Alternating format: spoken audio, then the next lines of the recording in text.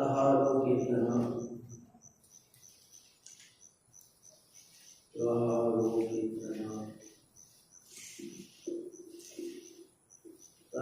కీర్తన చూడండి. దేవుని మీద గురి కలిగి ఉన్నప్పుడు సురక్షితంగా ఉంటావు. ఎవరి మీద? నీ గురి ఎవరి మీద ఉండాలి? మనుషుల మీద, నీ పని మీద, నీ చుట్టాల మీద, నీ స్నేహితుల మీద, నీ దేశం మీద, నీ గ్రామం మీద, నీ పార్టీ మీద, నీ ఉద్యోగం మీద, నీ వ్యాపారం మీద కాదు.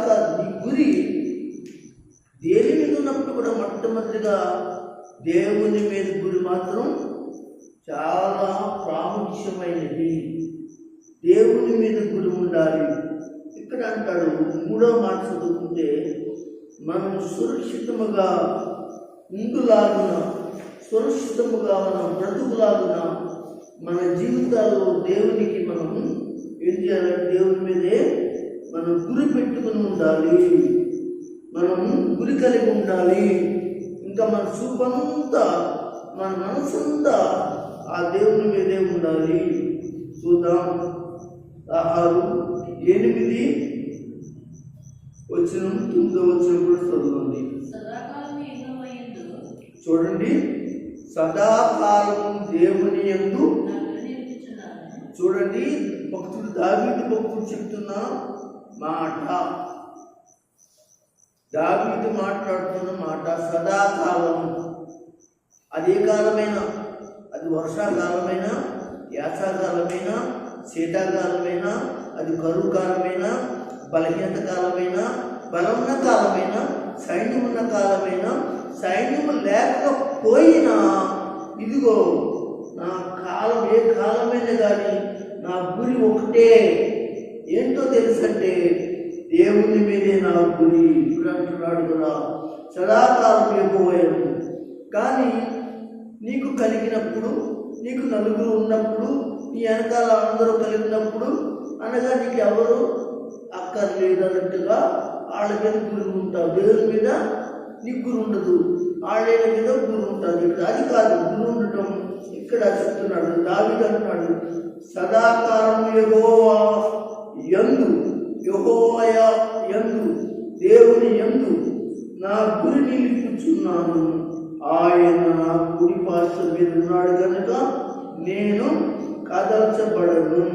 హల్లెలూయా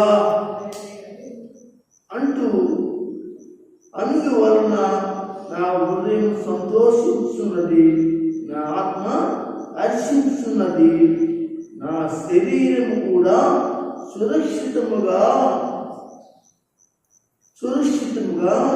నివసించుచున్నది.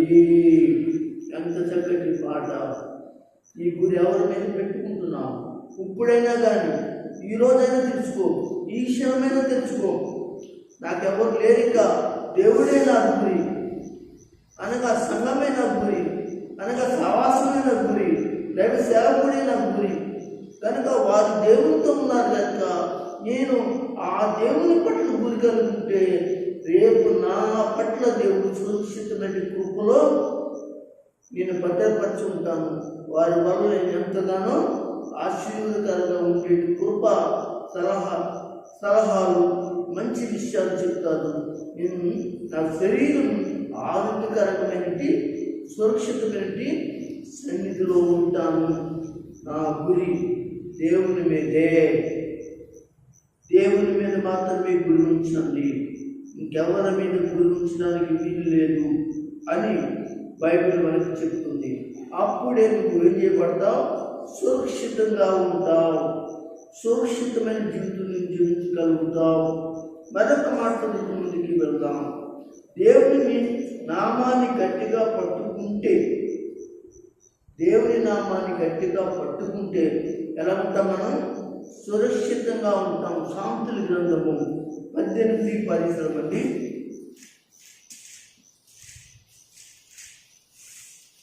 సామెతల గ్రంథము 18:10 చదవండి. యెహోవా నామము బలమైన దుర్గము, నీతిమంతులు అందులోకి పరిగెత్తి నీతిమంతులైన వారు దాంట్లో పరిగెత్తి సురక్షితముగా ఉండును. అదనమాట. అంటే నాలుగో మాట, దేవుని నామం గట్టిగా పట్టుకోవాలి. దేవుడు తప్ప నాకు, ప్రార్థన తప్ప నాకు, వాక్యం తప్ప నాకు, దేవుని సహాయం తప్ప నాకు ఏదొకటి లేదు. నేను స్మరించడంలో చేస్తున్నాము, నేను ఆరాధించడంలో చేస్తున్నాము, నేను సహాయం చేయడంలో చేస్తున్నాము, నేను ఎమ్మడించడంలో చేస్తున్నాము, వేస్తున్నాము భజన, వేస్తున్నాము స్మరణ చేస్తూ గట్టిగా పట్టుకుని ఆ యేసుని విడిచిపెట్టకుండా ఉంటే నీకు బలము, సురక్షితంగా ఉంటావని బైబిల్ చెప్తూ ఉంది. దేవునికి స్తోత్రం చెప్పండి. హల్లెలూయా, హల్లెలూయా. మరొక మాట చదువుతున్నా. 5వ మాట ఏంటంటే, దేవుని బిడ్డలు ఉండటం, దేవుని బిడ్డని మరి దేవుని బిడ్డలుగా ఉండటం వల్ల మనకు సురక్షిత కలుగుతుంది, క్షేమం కలుగుతుంది, సురక్షితంగా ఆయన యొక్క సన్నిధి మనకు ఉంటుంది అని దేవుని వాక్యం చెప్తుంది.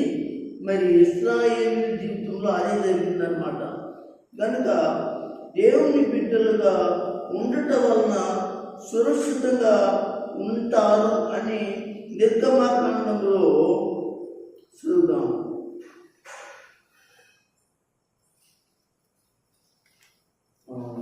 ఇన్మే దాన్ని చూడండి. నిర్గమాకాండం కాదండి, నిర్గమాకాండం కాదు, ఇన్మే గ్రంథం 33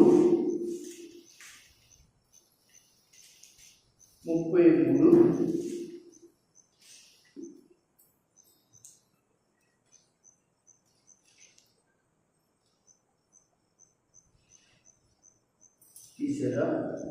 14-15 చదవండి. యెహోవా వాక్కు ఇదే,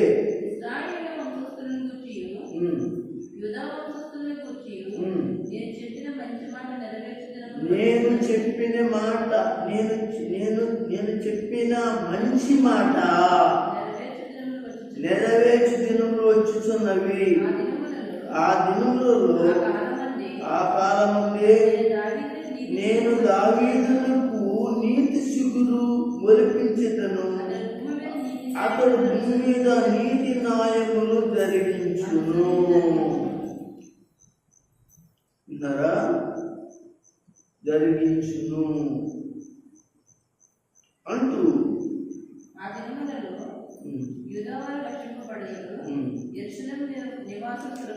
ఆ దినములలో యూదావారు రక్షించబడతారు, యెరూషలేము నివాసులు సురక్షితంగా నివసించుదురు. యెహోవాయే మనకు నీతి అని యెరూషలేమునకు పేరు పెట్టిదురు. దేవునికి స్తోత్రం. దేవుని బిడ్డలుగా ఉండటం వలన ఏం కలుగుతుంది? సురక్షిత, కాపుదల, కంచి అని దేవుని వాక్కును పంపిస్తున్నాడు. కనుక ఈ సమయంలో దేవుని పిల్లలైతే మీరు గమనించండి, సురక్షితంగా దేవుని దగ్గర ఉండటం నేర్చుకోండి. సురక్షితమైన ప్రదేశం దేవుని రెక్కలని మర్చిపోకండి. సురక్షితమైన రెక్కలను విడిచిపెట్టి ఈ లోక సంబంధమైన సాతాను రెక్కల కిందకి వెళితే ఆ సాతాను రెక్కల నీడ ఎటువంటిదంటే పగబట్టిన పాము లాంటిది. దాని పడగ ఎప్పుడు కాటి వేస్తాదో, ఎప్పుడు లొంగ వేస్తాదో తెలియదు. కనుక దయచేసి దాని యొక్క రెక్కల కిందకి, సాతాను రెక్కల కిందకి వెళ్లకుండా దేవుని యొక్క రెక్కల కిందకి రావడానికి దేవుడు అంటున్నాడు, పిలుస్తున్నాడు, రమ్మంటున్నాడు. కనుక వద్దాం. పాపం విడిచిపెట్టడం వల్ల ఆయన రెక్కల కిందకి వస్తారు. అంతేకాకుండా ఆయన దగ్గరికి వచ్చి వారికి సురక్షిత ఉంటుంది. ఆమె దేవుని మీద విడిచిపెట్టి వారికి అనగా సురక్షిత ఉంటుంది. ఇంకా దేవుని నామాన్ని కనపరిచే వారికి అనగా మరి సురక్షితంగా ఉంటారని తెలియజేస్తుంది. అంత మాత్రమే కాకుండా దేవుడు ఇశ్రాయేలుతో అంటున్నాడు. ఆ మాట మనకు కూడా వర్తిస్తుంది. కనుక అది దావీదు శిగురు అంటే యేసు ప్రభు ద్వారా కూడా మనకు సురక్షితమైనదిగా ఉండడానికి, దేవుని బిడ్డలుగా ఉన్న వారందరికీ ఆ సురక్షిత లేక కాపుదల ఉంటుందని తెలియజేస్తున్నాడు. కనుక మనమందరం కూడా బైబిల్ గ్రంథం నుండి ఆయన ప్రేమను తెలుసుకుందాం, ఆయన ఇష్టాన్ని తెలుసుకుందాం, ఆయన ఉద్దేశాలు తెలుసుకుని క్షేమకరమైనటి ఆయనకు సన్నిధిలో ఆయనకు సురక్షితమైన కృపలోకి వద్దాం. దేవుడు ఈ మాటలు మనందరినీ కూడా ప్రభు దీవించి ఆశీర్వదించుగాక. ఆమేన్.